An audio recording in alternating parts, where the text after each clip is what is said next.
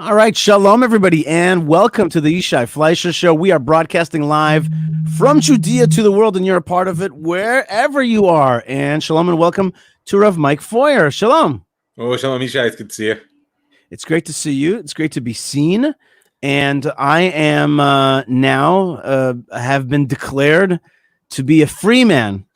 I'm a free man. After our American trip, we were as the law dictates, interned by our political masters. That's right. Well, for our own safety. Well, it is a medical surveillance state which is serving your needs. Let's not forget that. Please move smoothly to the right. Well, you know, don't get me started, Yishai. Yeah, I won't. That's exactly what I was warning you to do because I have a WhatsApp group with a lot of my friends, and I threw out like a very cautious question about go no go for third shot, and let's just say it became a very heated and more unfriendly than I would have liked a discussion. So I'm going to say this to you folks. I'm not going to give you any medical recommendations, but as I say all the time to people, no matter what side of the aisle you're on, please do not succumb. Please do not succumb to COVID derangement syndrome on one side or the other. Just keep it conversive. Keep it cool. Level. Right. Just whatever you think. It's all good, but don't flip out.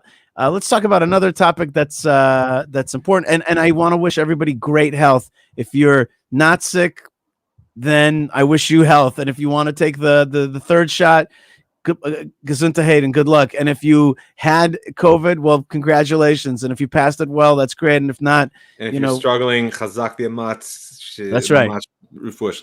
That's right. That's right. So wherever you are in the aisle, but let's just stay friendly to one another. We love one another. Keep it level, people. That's right. We're not letting this one tear apart our society as it eats our planet. Really, it wants to do that, and it wants to, and maybe it's not eating our planet. That's a very you're prejudicing. I don't know. There's like a whole discourse out there of what this thing is, but bottom line is I'm going to stay friendly. Discourse, okay, right? That's staying level and drawing limits are actually related to each other. That's right. That's right. Okay, fine. So you can have your perspective and opinion and be full on about it. You can take your perspective and your opinion. Sorry, we're going to stop now because we said we were going to stay tight because this will go on forever. Because if it's using you and I, but we have also. Well, I think we have more important things to discuss. We do. It's interesting you say that. And not it's interesting you say that because Malka, and maybe I'll have her on the show today later. She said something to me which is. Right now, 2 weeks before Rosh Hashanah, a week and a half before Rosh Hashanah, something like that. We passed the 2 week mark. Full moon was a couple days ago. That's right. And she said, I am backing down a little bit from the news and backing down a little bit from even Israelism, like the issues of Israel and the political issues around it. I'm going to revert a little bit back to Judaism, to Torah. Like, this is a good time to a little bit. And I bumped into a neighbor of mine. I'm like, how are you feeling? He's like, and this is a news junkie. He goes, I haven't watched the news for 2 weeks. And there's something about that right now. And it's related to the previous topic, which we talked about, which is like right now, it's a good place to also put all those issues, the issues that are in the front of the headlines. If it's on the front page of the newspaper, it's okay not to deal with it today a little bit. And to talk a little bit more about the spirit and come back to connectivity. Plug your personal self, stuff that you can effectuate personally. Plug that into the spiritual wall socket. And I recommend, this is my recommendation. Let's get ready for Rosh Hashanah properly and kind of detach from the issues that other people think are important issues for ourselves. The word I was waiting for you to say, which was written all over the substance of what you had there, was get rid of the distraction. Mm-hmm. Right. It's always important to remember that things we find compelling, like you said, a news junkie, or like when I work a lot in counseling, I see people have a WhatsApp problem because it's compelling. And the things we find compelling sometimes are because they're genuinely important to us and expressive of our essence and who we are and our mission in the world. Sometimes it's because they're a tremendous distraction that allows us to avoid all the painful, awful, or even just annoying and petty parts of life that we don't want to face. Yeah. So one of the powers of Elul is that there's a whole, we talk about Hamelech Basadeh, right, the king in the field. There's a field of possibility, as Rav Daniel used to tell us. You got to think of it as a field of possibility. Like Mamish, in the quantum physics sense, here's the time where you're going to be able to say, I'm a Rasha or Tzaddik, I'm righteous or I'm wicked, I'm the book of life is open for God, and nothing is written in it. Until you decide what it's going to be, you're in a wide open possibility right now. And the worst thing you want to do when everything is an option is to get distracted. Right. Because you're going to end up with a person you don't want to be in a world that you don't want to live in. So I agree with you 100%. Plugging into yourself, asking some hard questions. I'll give you a couple of pieces of advice that I gave someone recently that I found have resonated, so I'll repeat it. Have a conversation with someone who can challenge your assumptions. Take on a daily challenge, just some daily challenge, and make it for 30 days. And last but certainly not least, take a risk. Do something uncomfortable. Preferably it's which is interesting legal you say that. and kind. It's interesting you say that, because I actually gave somebody advice in a way contradictory to that. I said to him, I'm always right. I said, oh, maybe I'm fulfilling that thing that you just said, which is my advice was actually take a step back and enjoy yourself a little bit. Like there's this edge out there. There's this edge, and it's an edge in conversation. It's an edge in relationships. And people tell me that they can't even speak in their own families about, let's say, politics or COVID and all that. And I'm like, take the edge off a little bit. Find your happy place again. Like, go back to places that connect for you in Torah and stuff like that, and spirituality. And just actually take a deep breath. Like this morning, I was having my cup of coffee. I went out into my porch and I made sure to take some deep breaths and just be like, and kind of like smiled at the world. And I said to myself, I'm smiling at you, world. And the world said back, I smiled back to you, So, I hear what you're saying. And so therefore maybe there are two different kinds of folks out there, or the folks that need to hear it. So Rav Mike is like, challenge yourself.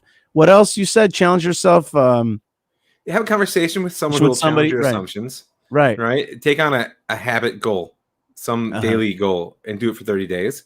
Yes. And do one thing outside of your comfort zone. Very good. Okay. And by the way, I don't think they contradict. I'm going to try to do some intermittent fasting. I know that you yourself also are a believer in that. That's a great 30-day goal. Yeah, it's a great 30-day goal. I like that very much. And that's and it's good on so many levels, the intermittent fasting. Even on the level of actually making a chart. You don't have to use stickers. You can just cross them off. But the chart is a very powerful tool. We relegate it to the world of our kindergartners trying to, potty train or whatever. But don't undervalue the gaming mentality, which is at this point soft-wired, if not hardwired, into our brains. It's like a very satisfying thing. You watch the days rack up. It's you got stakes in the game. Anyway. Okay. All right. I like that a lot. So I'm gonna take that upon myself, and at the same time find something that like try my way, which is like I'm gonna take upon what Rav Mike says, and I also issue forth like have a cup of tea on the mirpeset on the balcony and smile and just take a deep breath and smile and be like, and call up your family member who you're having an issue with about COVID or about Afghanistan or about Biden or something, and just be like, hey man, I really love you. I just want to say that, and like let all the fights kind of be thrown off. All right. Which for many people is outside their comfort zone, but I bet you don't take breaks easily. Yes. We are in a society that we are in a state of time where all kinds of big powers out there want you to be addicted. Oh yeah. Like addiction is a part of marketing today. So I don't want you just, like there's certain things that are like laundry detergent. They just want you to buy some laundry detergent when you need it. But then there's other products out there, that want you to be addicted to them. And I find that to be not so cool. And so notice the things that are trying to make you addicted, and be like, no, thanks. It's about liberation. It's about notice freedom. That their primary tool for doing that in your life is your phone. Mm-hmm. Absolutely. Well, it depends. In America, probably watching us right now. Right. That's right. Well, if you want to be addicted to love, to Torah, that's okay. You might as well face it. You're addicted. Isn't that a song title? What a great song title. That's right. So let's just say hi to all the folks that are with us, including our good friend and co-producer Lou, who's out there. He says, Boker Tov, welcome Yishai and Rav Mike. Okay, audio and video looks good. Looks real good. Thank you very much. I called the internet company and I asked them for more bandwidth. Okay, We need and I more said, bandwidth. I said to them, give me the bandwidth I'm supposed to be getting. Well, yeah, and that's what we're going to ask of God, but just more politely. We're going to say, that's right. Can you give us more bandwidth? We really want Just more a little bandwidth. bit. Well, I mean, Anani b'merchavya, right? Right. I called out to God from the narrow places, and He answered me in a broad bandwidth. That's right. Broadband. Well, that's what we're looking for. Broadband. He answered me with the broadband. My good friend Johan Biju from George says from India. Shalom from India, and a lot of people are saying hi. Great. And let's see who else. We're also getting a hello from somewhere else. Where did I see just now? Is it gone? Oh, from Manchester. Allison says, England. Bookito from Manchester. I got a lot of friends and fans in England. Can you name that? No? Everybody get that? Manchester, England. I don't know that one. I'm sorry. There are people listening now who know it. Okay, so that's a generation. If you know it, it's before my it, you can write to me, YishaiFlash.com or Rav Mike. What's your great email Feuer today? At Rav Mike Feuer, gmail.com. Rav Mike Feuer at Gmail. That's right. And hello to our friend Erica. She says, Boker Tov and Shalom from Sweden. Great to be back with you on live. That's right. We were not exactly live. And then last week we were kind of live, but there was like bad connectivity. So now we're back. Right. You were jet lagged. I felt like it was really kind of That's right. Thing. That's right. And you sometimes have spiritual jet lag. You know what spiritual jet lag is? It's before a trip, your soul already kind of in the Middle leaves. Ages for millennia. What are you talking about? Spiritual jet lag. Spiritual jet lag. Spiritual jet lag is when you're like you come back, you fly home to Eretz Yisrael, but your soul is not totally back yet. It's lagged. It's still there. I thought it meant is when your people actually live in the 21st century, but your spiritual leadership is in the 19th. It's funny you say that because I call that spiritual jet lag. There are some people who live in the 21st century, and yet their spiritual leadership is like in the 7th century. All right, we got the whole Taliban thing happening in Afghanistan. 6th, 7th century for us. I would be ecstatic if our spiritual leadership lived in the 6th, 7th century of Am Yisrael. It's the 19th that I'm frustrated about. Hamavin Yavin. Yeah, the Taliban, whatever, dude. That's a different thing. Non-Muslim. Everyone should be healthy and well. I don't have to worry about their 6th, 7th century. Ours, on the other hand, halavai. It's true, but I am worried about the people that are getting killed right now. And getting hanged. It was not to make. I'm sorry. It was not to make light of the humanitarian and cultural and political disaster which is unfolding in Afghanistan. No, I'm sorry. I did kind of sound like I was. It's all good. All good. I'm saying that there are right now, not so far away from here, people that when the United States, has this kind of rough and unplanned, change in world policy, global policy.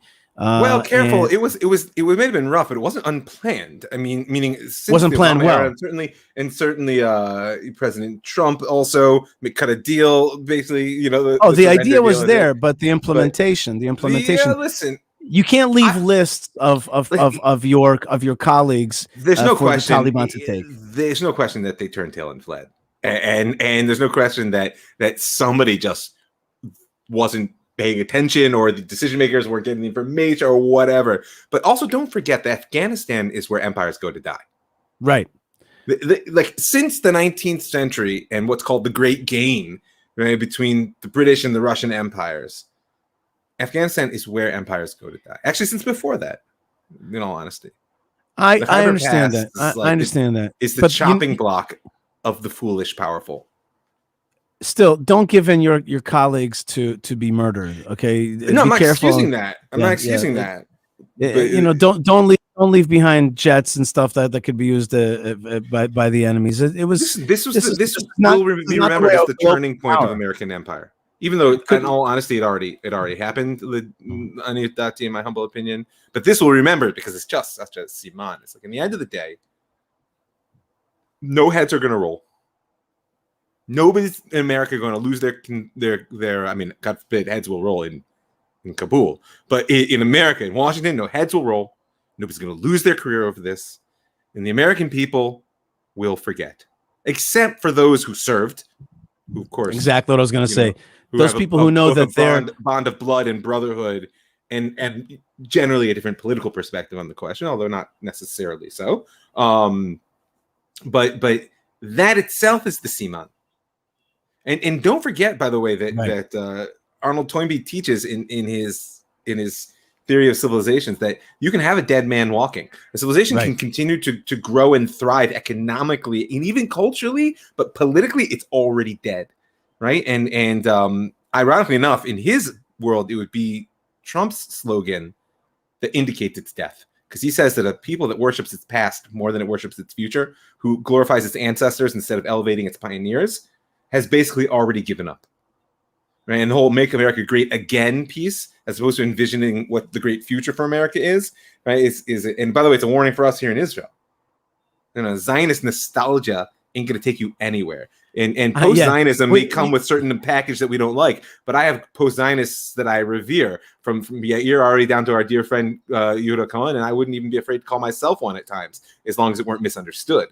I don't think we have too much of a problem of revering past Zionists, or we are in our culture in Israel.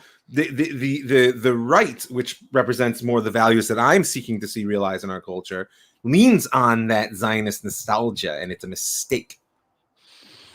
I'm involved with the right and all the way to the very right, and the very right is a little bit different. That's already post-Zionist. Yeah, I'm just saying. In many ways, I actually find that reverence here is we are a faithful people, but not a reverent people. I don't think Jews are irreverent, probably by nature. Yeah, I would say we're irreverent. Yeah, we are. Poor Moshe. Two more comments. Hello from right up the street of Rabbi Mendel from the closest Chabad to the beach. So that's great. I'm not anywhere near the beach. Are you? Not yet today, but Benji is. He's not right up the street from us. He's right up the street from the Chabad rabbi. That's right. And also, Joanne says Israel should avoid the Taliban, quote unquote, Hamas, from creating another Afghanistan in Judea and Samaria.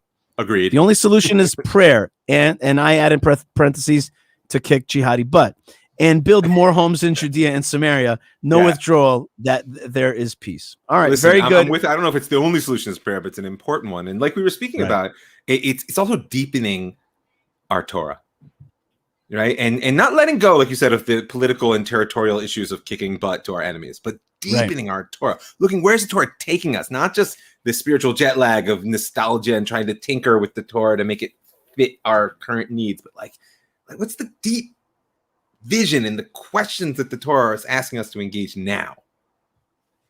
Sorry. Well, let's do that. No, that's absolutely true what you're saying, and I think our mutual friend Rabbi Yehuda Cohen is always putting that front and center. Like, what is the next mission of the Jewish people? Like what are the goals?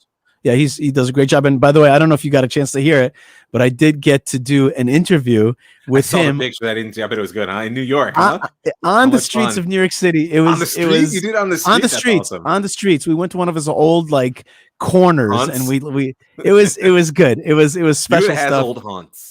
Yeah, he has an old Manhattan haunts. I don't really have old haunts on the Upper East Side of all places, and it was fun. So catch that show with Rabbi Yehuda Cohen on being interviewed by me. It was really fun.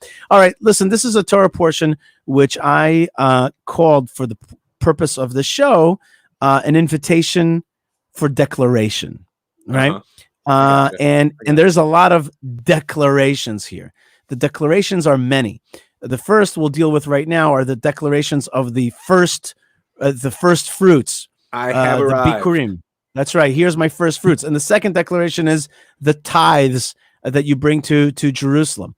And then there are declarations of, as the Jewish people come into the land of Israel, I want you to build an altar. And with that altar, I want you to write the Torah on 12 stones. I want you to show the world or declare it to yourself. What's that? Called a fealty oath. A fealty oath. Specifically because it's focused on the Baruch Arur, right, which is a master, servant, client, patron relationship. It's like, if you do, then you will be blessed. If not, it's like very clear. Boom, boom, boom. It's like, and then there's that's right. Then there's the 11 curses and blessings. Amen. To declare, and all of those have something in common, which the rabbis point out, which they're all things that are done in secret.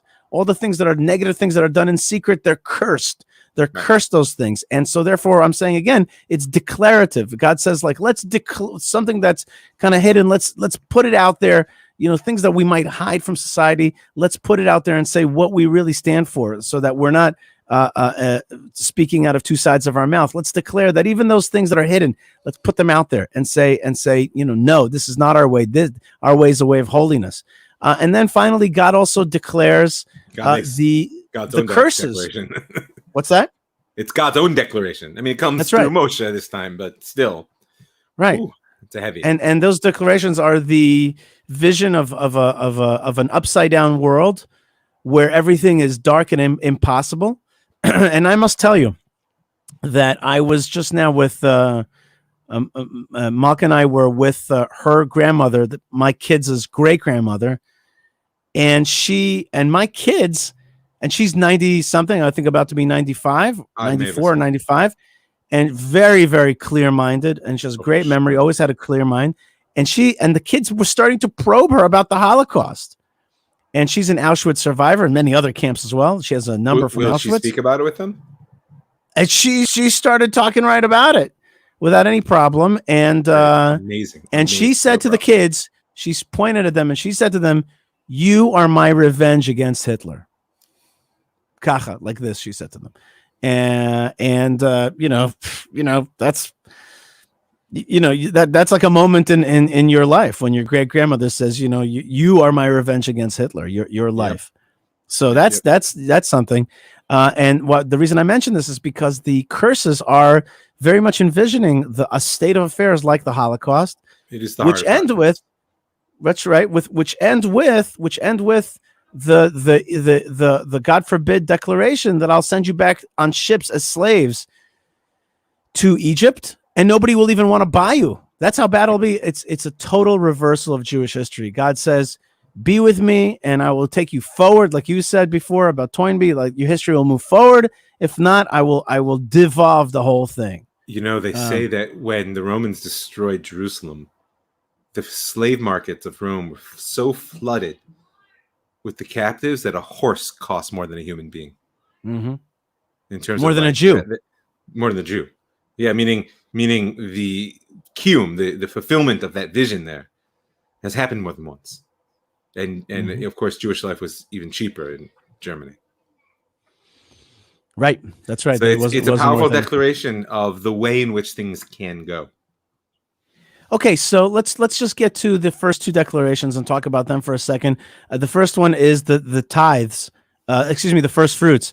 You got to bring your first fruits between Shavuot, and there's different opinions, and Sukkot, and some people say between Shavuot and all the way to Hanukkah, because the olive trees actually their fruits, their yield comes after Sukkot and almost till Hanukkah, and so you got to bring. By the way, just not to be mifak, it's a question when you can do the declaration, and not necessarily when you can bring. The bringing is much more wide open, but the declaration is an act of simcha. It's an act of rejoicing. So therefore, it's got to be like in the zone of abundance, and that's the question there. It's like really the zone of abundance ends at Sukkot, but the truth is the pressing of the olives continues, so that's also an abundant time. I just want to put the finger on the issue. The issue isn't so much bringing the bikurim; it's that it has to be the joy that you take in the abundance of good that God has given us by being in the land.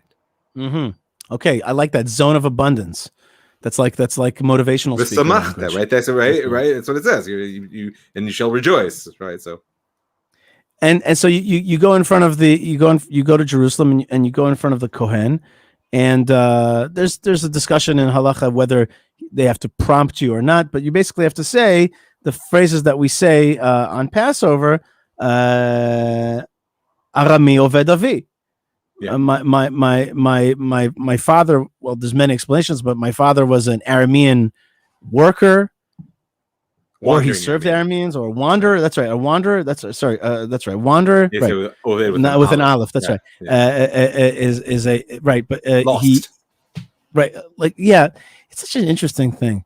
So my father was either a lost Aramean, speaking about Yaakov, who was wandering, or maybe Abraham, but meaning or phrase to say Arami Oved. Yeah, well, but it's so deep because it's what you're looking at is the essence of suffering as a transformative vessel for historical growth, right? Whether it was the Aramean tried to destroy my father and then we ran away down to Egypt, and there we suffered even more and became a great. Or my father was a wandering Aramean, like I'm just chucking through life, and what happens when you're chucking through life is you come across a crucible, and it either destroys you or it makes you stronger. And the essence of the history of Am Yisrael is that the good Lord blessed us with the power of a story which can transform suffering into a source of positive identity and action in the world, not just as a reflection internally, but a positive identity which builds the world. Right. And if I didn't say, by the way, we're in Parshat Ki Tavo, which is in the book of Deuteronomy Dvarim. We're chapter 26. That's the Torah portion. And just like you're saying that, we called out from a dark place, from this crucible, and God heard us. God heard our affliction, and he took us out of Egypt in a strong arm and a mighty hand. With great wonders, and he brought us to this place. He brought us to this place, which of course is the Temple Mount. Let's just remember the Temple Mount, Jerusalem. It's not just the land; it's specifically you're there at the altar, right? Place where heaven and earth connect. And the New York Times just I think yesterday came out with an article being like, Israel's policies have changed on the Temple Mount. They're praying up there. The Jews are praying, right? And the whole world is just like, it's a New York Times article. It's like Jews are praying on the Temple Mount. The same way Hitler, Yamach Shemo, understood that he wanted to rule the world, he had to eliminate the Jews. So too, not that I'm comparing the New York Times to Hitler, but so too the New York Times and the world that it represents understand that they want to rule the world. They have to stop us from connecting to our prayer at the place where heaven and earth connect, because they want to distract you. They want to empty out your life and make it an endless pursuit of consumption and meaningless factoids. And the thing that we stand for is actually building a world that matters. And prayer is one of our primary tools. I'll say the same thing you just said, but a little bit in a different spin, which is when the Jews pray on the Temple Mount, it's an aha, wow moment. It's a New York Times moment. It's like, whoa, there's Jewish prayer on the Temple Mount. That is a mile marker in Jewish history. After 2,000 years, there they are doing their thing again, praying on the Temple Mount. And so it's a New York Times worthy article. And so I urge. Was it front page? I don't know. Was it? It was on I don't know about. I don't read the internet. Yeah, it was on the. I don't read the description for research purposes. Don't jump on my case if you're a hard-winged Zionist. Okay, and he brought us to this place, the Temple Mount. And he gave us this land, Eretz Zavat Chalav Udvash, a land flowing with milk and honey.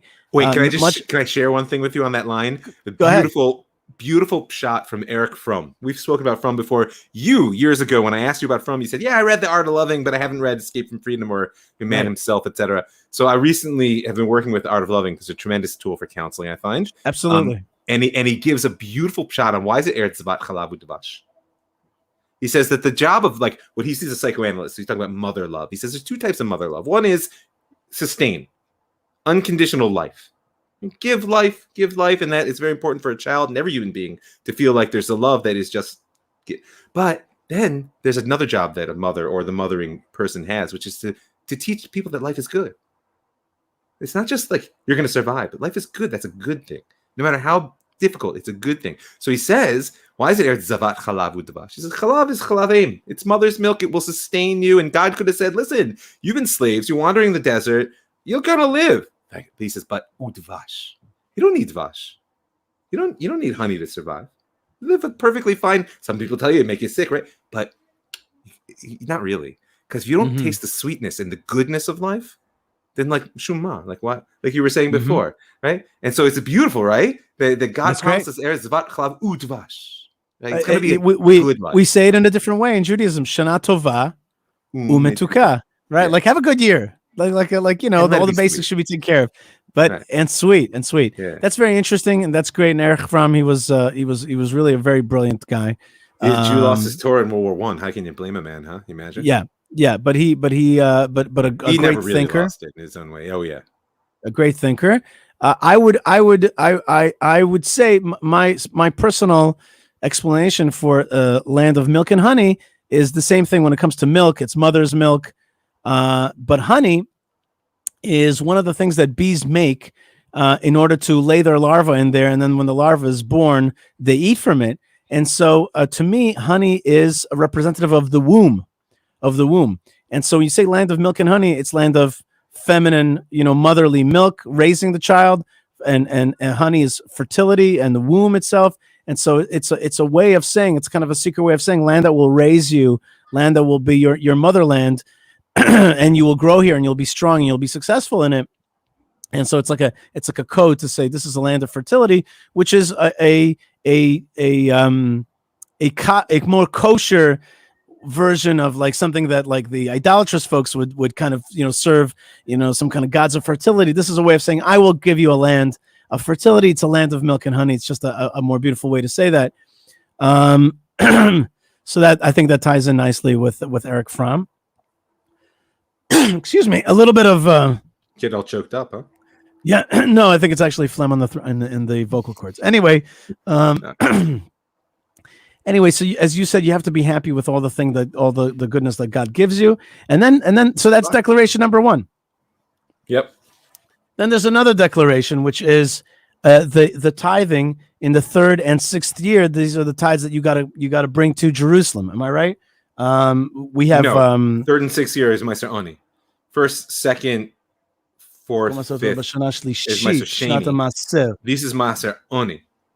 This is the tithes given to the poor. I mean, these are the 3rd year. You have the biarta. The declaration is for all tithes, meaning you're getting any Meiser Sheni that you have not yet taken to Jerusalem. You have to do from the 1st and 2nd year. But the 3rd year itself is not a Meiser Sheni year. 3rd year and the 6th year are Meiser Ani.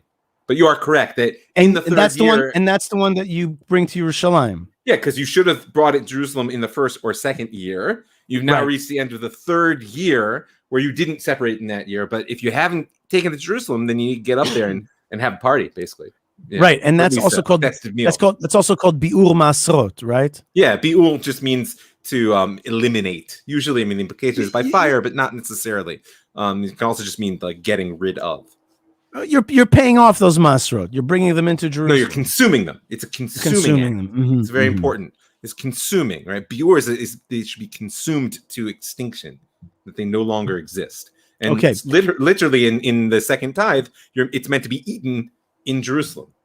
Right. Either literally, like you take the grapes with you, or you redeem them to cash, and you use that cash in Jerusalem to buy edible things: oil, wine, meat, bread, etc. Right? All right. So, and then it's wholly conspicuous consumption.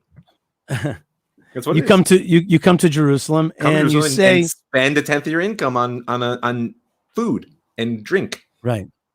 Now you can go to Mamila and spend more than 1/10 of your income. And Jerusalem is therefore also a party town, a holy party town. Right. What do you think is going on? They're eating meat and drinking wine and making fresh bread, if not 24/7, certainly on a fairly regular basis. And everybody is meant to take 1/10 of their income let me do the math. Yeah, 4 years out of the cycle, 1/10 of your income, and personally consume it there. Plus, you're giving another 1/10 of your income some other guys who most of them live around there, and at least 2% of your income to the guys who are there. And anytime you want to make a vow, there's a cut, pun intended, which goes to those guys who are going to roast it and eat it in public. It's basically an ongoing barbecue with sacred fruits. That's right. And so you're like, you live in, I don't know, the Negev, and you come up and there's that city that you have this like, wow. And you smell it from the distance. The first you get the ketoret. You get the incense, which they say, drifted all the way down to goats in Jericho would sneeze, right? But then you like closer to something, maybe it's the wood, and then they're like roasting fat. Now I'm a vegetarian, I don't even eat this stuff, but I recognize that smell from a distance is like draw you forward. If we're anywhere and the kids smell a barbecue, they're like, oh, somebody's having a barbecue. Where's that? Where's the barbecue? But it literally draws you forward in that sense of, and then you go up toward the center of it and you hear the music suddenly and you see the people flowing. I mean, the aesthetics of it are meant to elevate. Right. And I just want to go back for a second, and two ladies are commenting on the honey issue. Erica says, and honey is healing too. And a preservative. Right, a preservative. And Debbie chimes right in and says, yes, being back in our land is our honey, our healing after being in the galut. It's a bomb. It's a bomb. Yeah, bomb. The bomb of Iliad. Okay. Gilead. That's right. Gilead is something else. No, bomb of Gilead. I probably heard it in the Iliad. The Iliad is something else. Do you know about the time that I spoke to a European group and I said to them, for us, the Tanakh is like for you, Homer, the Odyssey. And they just looked at me with like, What? What are you talking about? I'm like, you know, the Iliad, the roots the of Odyssey, your you know, mythic culture. They're like, they just looked at me like, what are you Homer talking Simpson? about? You talking about Homer? You talking about The Simpsons? That's what I thought you were going to say. You know, if it Homer was Simpsons, to the average English speaker at least, today, Homer Simpson, the Fachot, that's a high level Homer Simpson. That's the, if they watch that the show, Jews are writing that. The Jews are definitely behind Homer. Anyway, so you could see how far there's a degradation even in their own culture. In any case, quite the opposite is the declaration which you say in front of God. You're saying, first you're saying about yourself, I have followed your laws properly, but then this incredible verse. So far, what we've seen is like you talk about where I am, where I've gotten to. You've brought me here, and then there's within this declaration within this Torah, there's a request to God. This is how God teaches us to talk to Him, and He says, and this person's supposed to say, Hashkifa mimon katshecha, look down from your holy abode, or look. I don't know the word down. It's not right. Look from your holy abode, abode, mina shemayim, from the heavens, ubarech et amcha, and bless your nation, et Israel, vet adama, and the land, asher natata lanu, which you have given us, kasher nishbata la'avoteinu, as you've swore to our forefathers, eretz zavat chalav udvash, a land flowing with milk and honey. Notice, by the way, if land flowing with milk and honey is feminine, notice how that beautifully ties into, as you swore to our forefathers, the menfolk, and to this land, which represent, and the land of milk and honey, which represents the feminine. And so you have this balance. Look down from heaven down to this earth, and bless us. You know, it's like so visceral. I want to put this verse up on my wall here. Like, look down from your holy abode and bless this people, this land. And remember the promise that you gave both to the forefathers and to the land.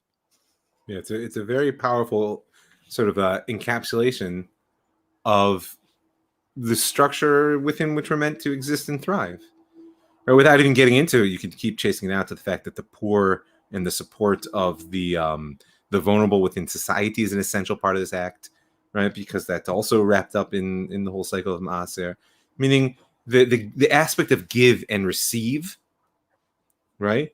And one of the things that, like, you wonder, like, why is there a vidui? Like Mela, like, I understand why I have to get the miser out of my house. Like, okay, I'm supposed to do this year, that year, this, but why is it important that I make a public declaration? In that, I think it's critical to remember that on some level, the only thing that we can give to God, the only place where God becomes what's called the mekabel instead of a notain, right, the receiver instead of the giver, is our prayer. And so here it finishes out the dynamic you're speaking about and makes it, let's call it a positive feedback loop by flowing it back upwards. The thing that we give, and we know we give to God, so to speak, by making sure that we give to the poor. But on a personal level, in this moment, we're giving to God through our vidui, through our prayer. Right? These are the words which God then receives. It's an important piece. Because otherwise, why do I have to make a declaration? Just make sure you do the act. There are many acts we're obligated to do. Most of them are not bound up with that declaration, like you're pointing out in this show. Yeah, I'm giving you a 5-minute warning just so you remember. Yes, and I also, and I just wanted to find one more verse, and I'm having a hard time finding it. Where's that verse about Ha'amirecha? Marta et Hashem, et Hashem. This is 26:18. Hashem Ha'amirecha yom liot lo lam skula. It's 26:18. 26:18. There it is. Hashem Ha'amirecha yom liot lo lam skula. Hashem, who has, now this word is hard to translate. Right, and it's back at Hashem Hamarta Layom, and then it's Hamirecha. It's Rashi's a little bit mystified. Like, what exactly is this word? Right. So I think I have I'm gonna give I'm gonna throw a stab at it, which is declared. Hashem Hamirecha Yom. Hashem is declared about you today. That's the difference between Amira, which is just saying. So this Hamirecha is like he has declared upon you. He's declared. So you want to, like, it's like a he feel. Right, it's like Amar, like I'm causing myself to say. Right, which is like what is the difference between I say and I declare? It's hard to exactly. It's like a different from the act. That's the he feel, right? It's not pa'al. I'm not doing the act. I'm causing the act to be done here, but it's not reflexive. It's not he pa'el. I like what you're saying. It's always bothered me that Rashi didn't say, well, it's obviously Amar. It's got to be some, like, and it makes sense in the context. Right. But if we take the whole Torah portion, as you see all these declarations, You see, the whole thing is this like declaratory thing. It's like, so God has declared you today to be a treasured people, a special nation. Which on some level, I guess it is what Rashi says, because he speaks about hafrasha, right? That it's a separation. And in the context of Masrot, in the context of the tithes, all of the tithes that we separate also have a declaration, right? I mean, you separate them by saying, and even today when we do those tithes and we don't actually give most of them physically, we still do an act of saying the part on the northwest corner with the 1/10, if people are familiar with it, sort of like the way you say it, right? But we declare it to be, and in our declaration we make it separate. So it's very nice. So actually, maybe I would love it if you would do a class, by the way, on modern tithing and how to do it properly. I would love to hear that. I would love a good. It's not so complicated. Okay. So that's why time to do it because we're not obligated. So it's a good time to learn. Right. It's a good time to learn that. So chapter 8, chapter 26, verse 18. Hashem ha'amirecha, He has declared you today to be an am skula, a treasured nation, special nation. Kasher dibercha. And then where's the other side? Sorry, 17, as you said. Right. At Hashem ha'amart hayom, and you have today declared that Hashem is going to be a God for you, and that you shall v'lalechet bedrachav, you'll walk in his paths, lishmo chukav, to keep his ways, to keep his statutes, umitzvotav, and his commandments, umishpatav, and his, how do you want to translate that? His rules, laws. Ulishmo bekolo. You have declared that that's what you're doing. We're declaring it. And God says, and I declare you. You didn't translate the last piece, which is so important, Jews, especially those who are into especially those who are into his hukav and mitzvotav and mishpotav. Right. Don't miss the fact that behind all of those commandments, statute, law, rules is a voice. Right. And you must be listening to that voice as well.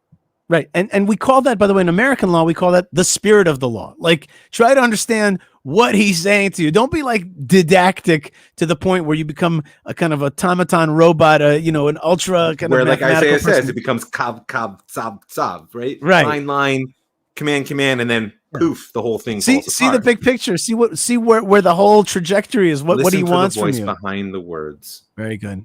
And then we do, and then God will, and if we do that, God shall declare about us that we're going to be His treasured nation, and we're going to be that channel for spirituality to the world. Rav Mike Feuer, you're a channel for spirituality to the world. Thank you so much for joining me today. Likewise. RavMike.com.